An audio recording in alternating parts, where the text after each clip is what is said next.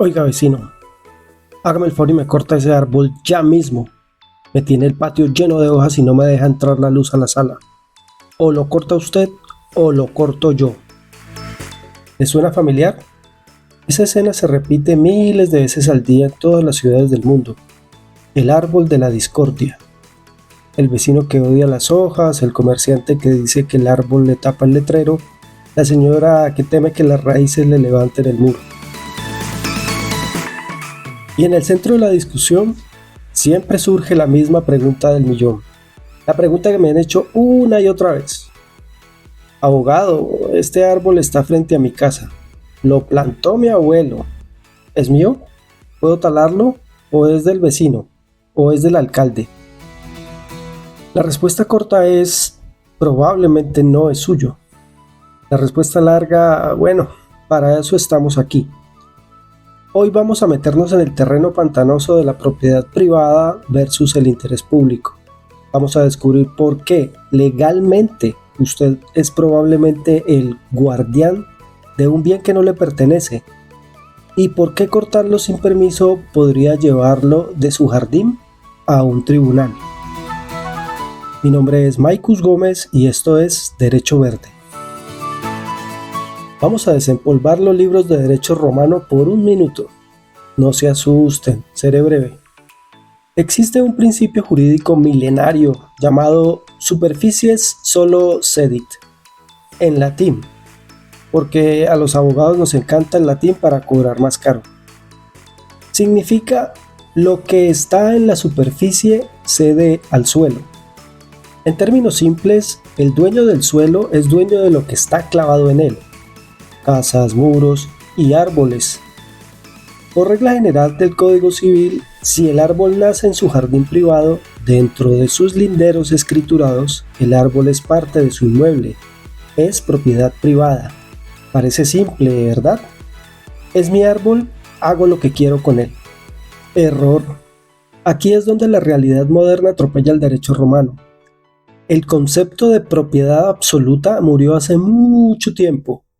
Hoy hablamos de la función social y ecológica de la propiedad. Sí, el árbol está en su patio. Sí, usted es el dueño de la madera, pero... y es un pero gigante. Ese árbol presta un servicio público. Produce oxígeno que respira su vecino, captura polvo de la calle, regula la temperatura del barrio. Entonces se genera una figura jurídica fascinante. Usted tiene la nuda propiedad, es el dueño del cuerpo del árbol, pero el Estado tiene la tutela ambiental, es el dueño de los servicios que el árbol presta. Usted no puede destruir su propiedad si eso afecta el derecho colectivo de los demás a un ambiente sano. Así que, incluso dentro de su casa, usted no es tan libre como cree. Y aquí viene el conflicto legal más común. Si el árbol es del Estado, ¿por qué tengo que barrer yo las hojas? Si el árbol es del Estado y levanta mi acera, ¿por qué el Estado no viene a arreglarlo mañana mismo? Aquí entra la teoría de la corresponsabilidad. La mayoría de códigos de policía y normas urbanas establecen que el frentista, es decir, el dueño de la casa, tiene el deber de cuidado y aseo de su frente. Pero el mantenimiento técnico, es decir, las podas de altura, los tratamientos fitosanitarios, las posibles talas, son competencia exclusiva del Estado. Ojo a esto, si usted contrata a un jardinero informal para que pode el árbol del andén porque estaba muy feo, y ese jardinero se cae o una rama le cae a un auto que pasaba, adivinen quién paga la demanda. Usted, por intervención no autorizada en bien público. Usted asumió una competencia que no le correspondía y generó un riesgo. Moraleja jurídica: no intervenga los bienes públicos sin un permiso administrativo. Para entender hasta dónde llega la mano de la ley en su jardín privado, viajaremos al Reino Unido. Allí tienen una figura temida y respetada, la TPO, o Tree Preservation Order, una orden de preservación de árboles. La TPO funciona así. La autoridad local señala un árbol específico o un grupo de árboles que por su belleza, historia o valor paisajístico merecen protección especial. No importa si está en el patio trasero de su mansión privada. Si su árbol tiene una TPO, usted necesita permiso escrito del gobierno hasta para cortarle una rama seca. Y si lo tala sin querer o porque no sabía, las multas son ilimitadas en la Corte de la Corona si se demuestra que usted lo hizo para ganar dinero o para beneficiarse. Por ejemplo, para liberar espacio para construir un garaje nuevo para su Maserati. Hablamos de decenas de miles de libras esterlinas y antecedentes penales. El mensaje del derecho anglosajón es claro. El patrimonio arbóreo está por encima del capricho del propietario. Ahora volemos a Australia, más específicamente hasta Melbourne. Allá existe el registro de Regulated Trees. Si un árbol en su entorno privado supera cierta altura o grosor de tronco, automáticamente queda protegido por la ley. Usted compra la casa, sí, pero la casa viene con un inquilino protegido, el eucalipto gigante que está en el patio. Usted no puede desalojarlo. De hecho, tiene el deber legal de mantenerlo seguro. Si el árbol se enferma y usted no lo trata y cae sobre la casa del vecino, usted es negligente. Es la carga de la propiedad. Ser propietario no es solo derechos, son obligaciones también. Aterricemos este concepto de la propiedad a la realidad de nuestra audiencia. Vamos a resolver algunos casos típicos que se presentan a diario. El caso número 1 son las famosas raíces invasoras. Abogado, el árbol del vecino está pasando sus raíces por debajo de la tapia y me está levantando el piso del garaje.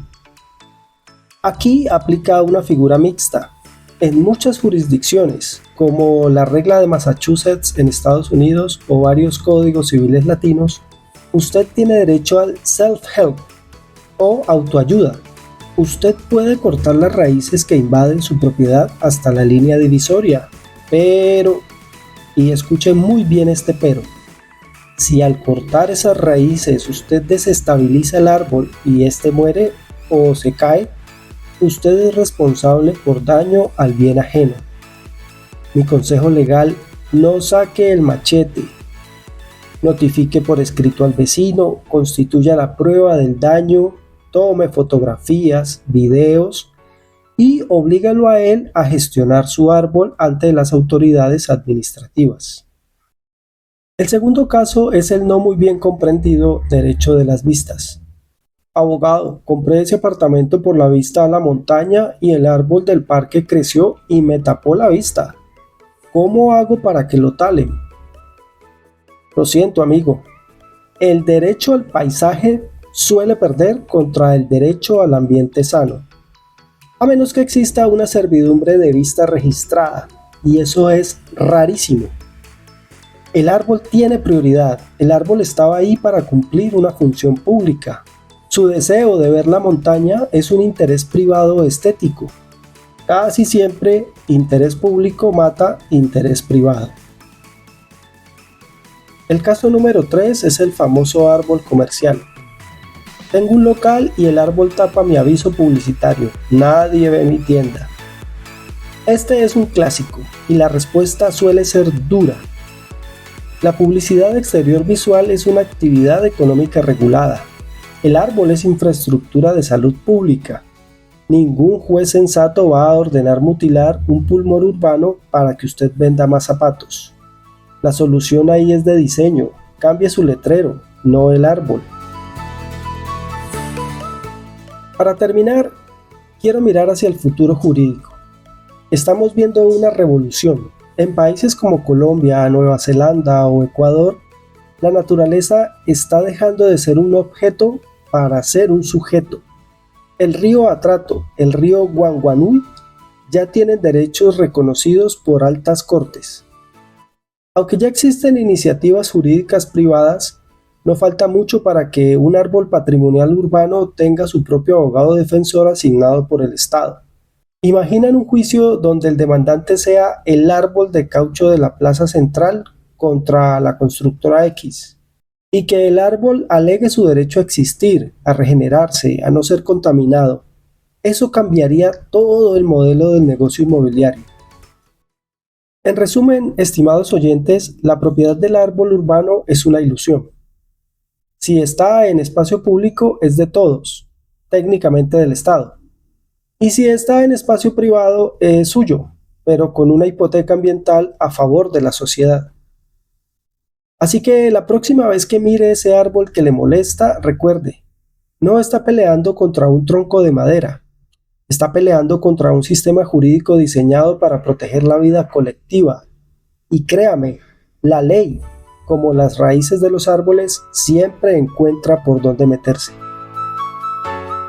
En el próximo episodio hablaremos de planificación, cómo evitar estos problemas antes de sembrar. ¿Existe el árbol perfecto? Soy Maikus Gómez. Esto es Derecho Verde, donde la ley echa raíces.